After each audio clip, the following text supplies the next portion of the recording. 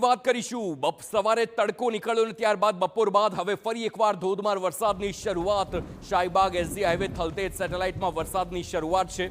ગોતા ચાંદલોડિયા હંસપુરામાં પણ વરસાદ છે। નરોડા બાપુનગરમાં પણ વરસાદ। શાહીબાગ અંડરપાસ બંધ કરી દેવામાં આવ્યો। અમદાવાદમાં વરસાદનું રેડ એલર્ટ હજુ પણ યથાવત છે। ધોધમાર વરસાદની શરૂઆત થઈ ગઈ છે।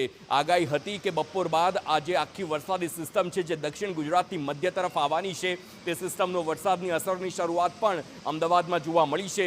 સવારનો તડકો કેટલાક લોકો એમ માની રહ્યા હતા કે આશા છે કે વરસાદ હવે નહીં પડે, પરંતુ ભલે તડકો પડ્યો પરંતુ આગાહી હતી અને સિસ્ટમ પર એટલી જ જોરદાર હતી ને વરસાદ આવવાનો હતો એ વાત નક્કી હતી અને તેને પગલે તંત્ર જે પ્રકારે પહેલેથી જ કામગીરીમાં લાગી ગયું હતું તે પણ જોવા મળ્યું છે। અલગ અલગ વિસ્તારોની વાત કરીએ તો હોર્ડિંગ્સને પણ ઉતારવાની કામગીરી હોય તેના પણ દ્રશ્યો અનેક જોવા મળ્યા છે। આ સાથે જ શાળાઓમાં રજા જાહેર કરવામાં આવી તે પણ એક મોટો અને મહત્વનો નિર્ણય હતો।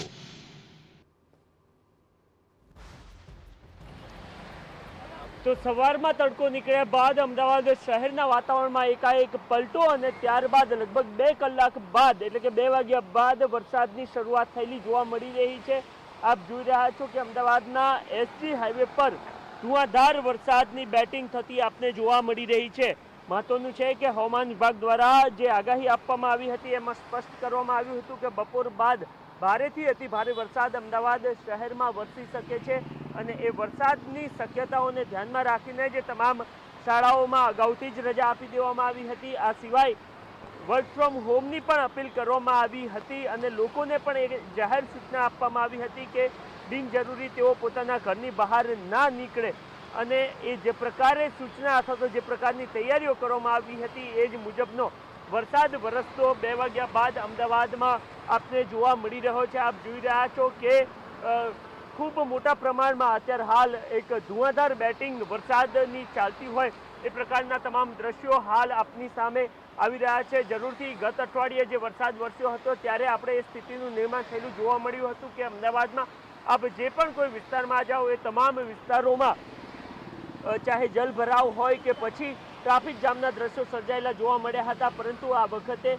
અગાઉથી જ આગમચેતીના રૂપમાં જ તમામ સૂચનાઓ આપવામાં આવી હતી। આ સિવાય અમદાવાદના લગભગ 147 જેટલા વોટર લોગિંગના સ્થળો એટલે કે જે જગ્યાઓ પર પાણી ભરાય છે એવા 147 જગ્યાઓ પર અત્યારે હાલથી જ એટલે કે આજે અને આવતીકાલે આ બંને દિવસ કર્મચારીઓ પણ તૈનાત કરી દેવામાં આવ્યા છે કે જેના કારણે વરસાદના પાણી ભરાય કે તુરંત જ એનો નિકાલ થઈ શકે, ચાહે એ ગટરના ઢાંકણા ખોલવા હોય કે પછી એ સહિતની તમામ જે જવાબદારીઓ છે એમને આપવામાં આવી છે। અને હવામાન વિભાગ દ્વારા જે આગાહી કરાઈ છે એ મુજબ આજે અને આવતીકાલે આ જ રીતના અનરાધાર વરસાદ વરસે એ પ્રકારની શક્યતાઓ જોવાઈ રહી છે અને એના જ કારણે એક માધ્યમ તરીકે TV9 પણ આપને અપીલ કરી રહ્યું છે કે આ જ્યારે વરસાદ ચાલતો હોય એ સમયગાળા દરમિયાન શહેરના નાગરિકો પોતાના ઘરની બહાર નીકળવાનું ટાળે। કેમેરામેન નટવર પરમાર સાથે નરેન્દ્ર રાઠોડ, TV9 અમદાવાદ। તો આ દ્રશ્યો હવે આપ જુઓ કે જ્યાં શાહીબાગમાં અંડરપાસને બંધ કરી દેવામાં આવ્યો હોય કારણ કે સ્થિતિ વધુ વિકટ બની શકે છે। અમદાવાદમાં વરસાદની શરૂઆત થઈ ગઈ છે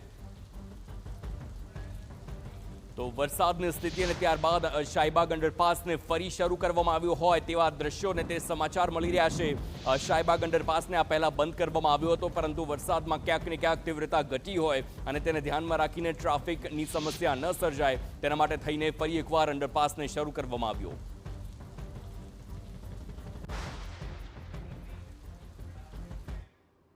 ફરી એકવાર દક્ષિણ ગુજરાતની વાત કરી